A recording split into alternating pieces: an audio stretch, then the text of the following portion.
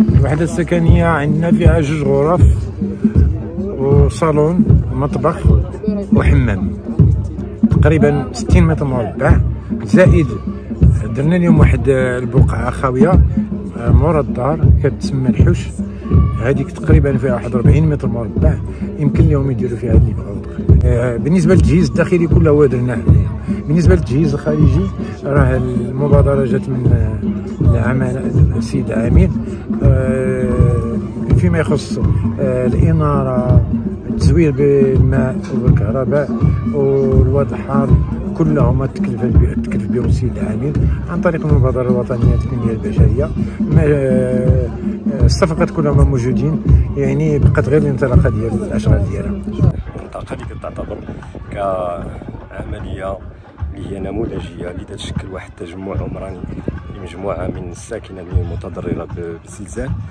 العمليه كذلك هي كتقام على واحد المساحه تقريبا 4 هكتار، واللي جات بالمحاذاه من دوار انميد اللي كذلك تم التحديد ديالو باش يكون واحد التجمع عمراني ما نساهموش فيه بالسكن اللي تيكون متفرق اللي غادي يكلفنا واحد الانجاز ديال تجهيزات اخرى.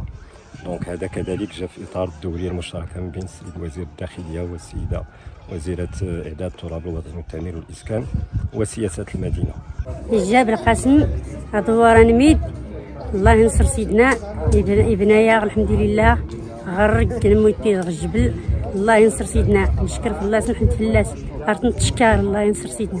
بدأنا الاشغال غير تقريبا كملنا 75%، بدنا فرحان كيدير المستفيد، تقريبا استفدنا الحمد لله، واللي استفدنين اتي فرحان بخير وعلى خير، واللي استفدنا نتمنى ان شاء الله تستفدوا لانيتني. يعني القضيه نتم كريس المستفيدين اللي استفدنا تيتفكوا الحمد لله. بالنسبه للبنايات اللي كانت تقريبا 75 حتى 80%، يعني غانا المعاناه السكان الحمد لله تيغيك بخير وعلى خير، يعني ولا نغير حتى كان المشكل سيدنا تنصر ربي.